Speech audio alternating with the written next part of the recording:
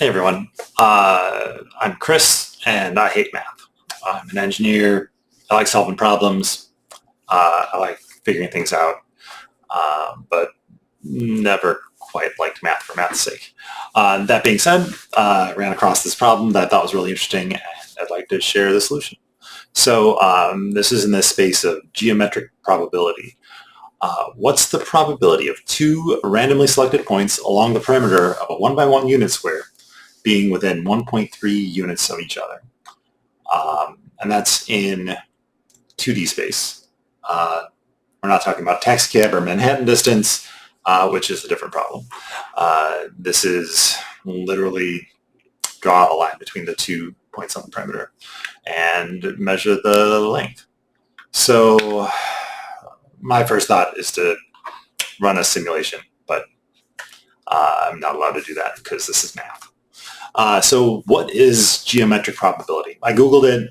Man, Wikipedia did not help me out. But brilliant.org gave me something useful to read. I linked it here in the presentation, and the presentation is linked in the comments, so you can find it if you want. But basically, it lets us transform a probability problem into a geometry problem. So when you don't have coin flips or die, you've got a continuum across a line or a curve, you can translate that into probability using area. So first step, let's reduce the problem size. Right now we've got each point being on a random side, but I can say that there's a lot of symmetry there. The first point is going to be on one of the four sides. We can rotate the square to put that side on the bottom, and we still end up with the same problem. So let's just do that. Instead of having all the different combinations, let us know that these are all symmetric, and we can just consider the case where the first point's at the bottom, and the other point is on one of the other four sides. It turns out side B and D are also symmetric from that point of view, so we only need to calculate one of those, and we'll just double that number for counting for each side. Right. So each side is 1 unit in length.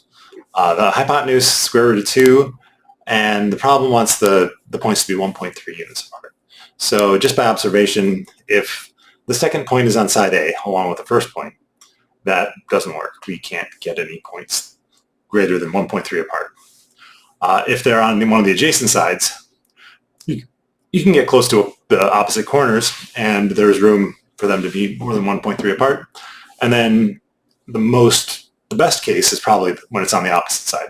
It seems like there's just more room for points to be farther apart on the two sides that are farthest apart from each other. So that's what we'll expect when we're looking at the probabilities. If we make a mistake, that might be a clue. All right, so let's start with the opposite sides. That's the easiest one, and it's a great introduction to geometric probability.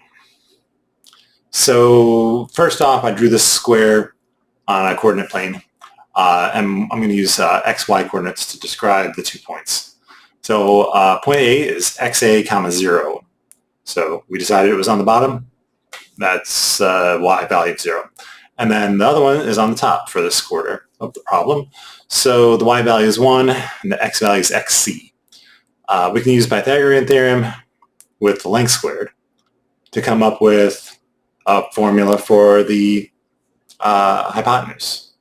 And when that hypotenuse is greater than 1.3, that's the cases we want to count.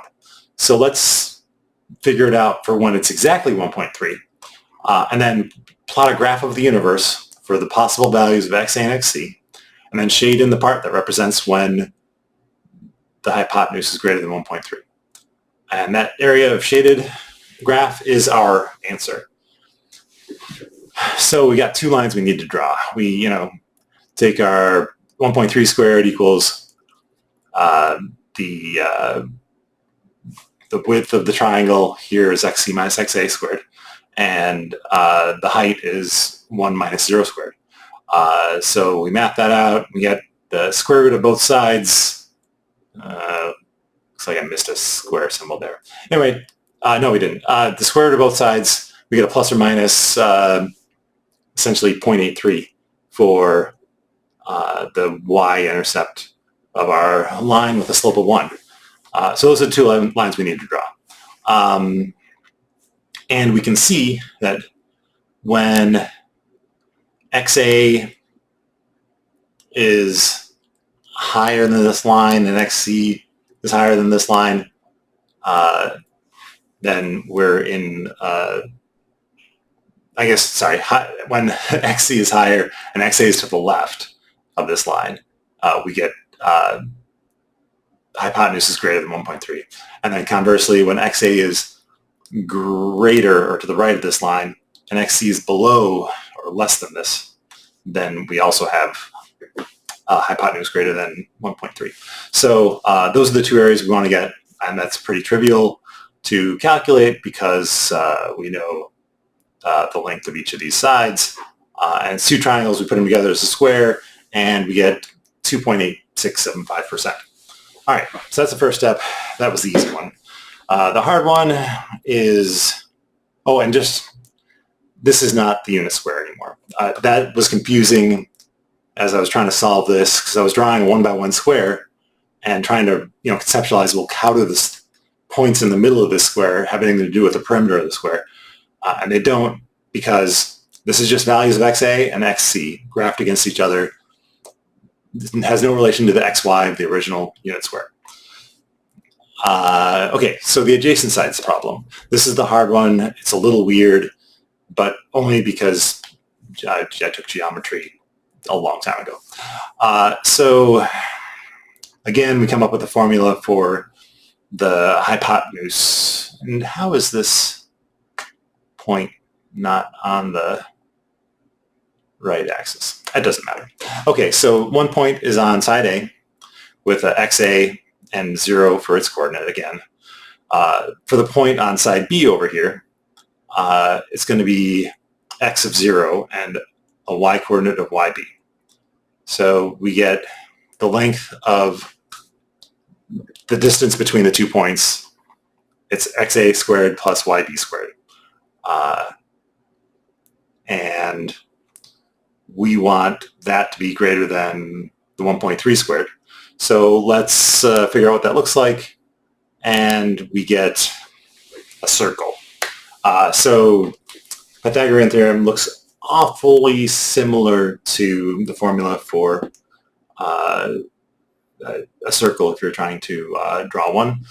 And we did. So the radius is 1.3. And when XA is close to 1 and YB is close to 1, that's a case where we have the distance of 1.3 or greater. So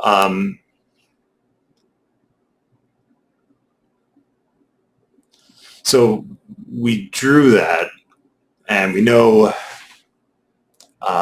where it's intercepting our valid answer space, this probability space. So now we need to figure out that green shaded area.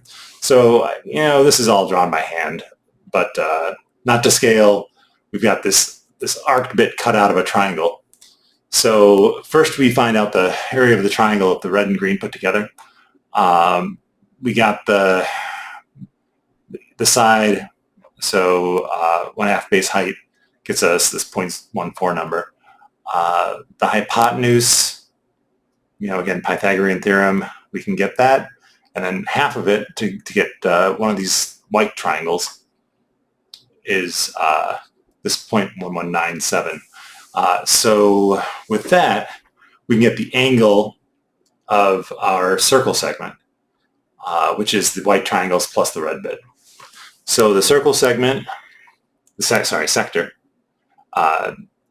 So we use an arc sine to get the angle of 0.1844 radians, and then the area of that is pi r squared, so that's the area of the whole circle times the fraction that we're looking at, which is our sector angle in radians divided by 2 pi. We get 0.1558826. Great. And then the area of the white triangles, that's easy. We just have to calculate the height using Pythagorean theorem. That's 1.29, which looks right. And the area is 2 of those. So we got 0.154999995. The area of the red circle segment is then those two numbers subtracted together. So we get the green and red triangle minus, I'm sorry, the area of the red circle segment is the area of the circle sector minus the triangles. And that's the 0.008826. So that's a small little slice. Finally, we get to subtract the triangle with the red and green.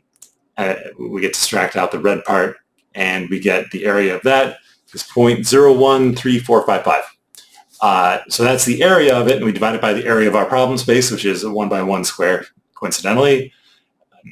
And right, we get our percentage is 1.3455% for any case that the 2 points are adjacent to each other, but on adjacent sides. Excuse me.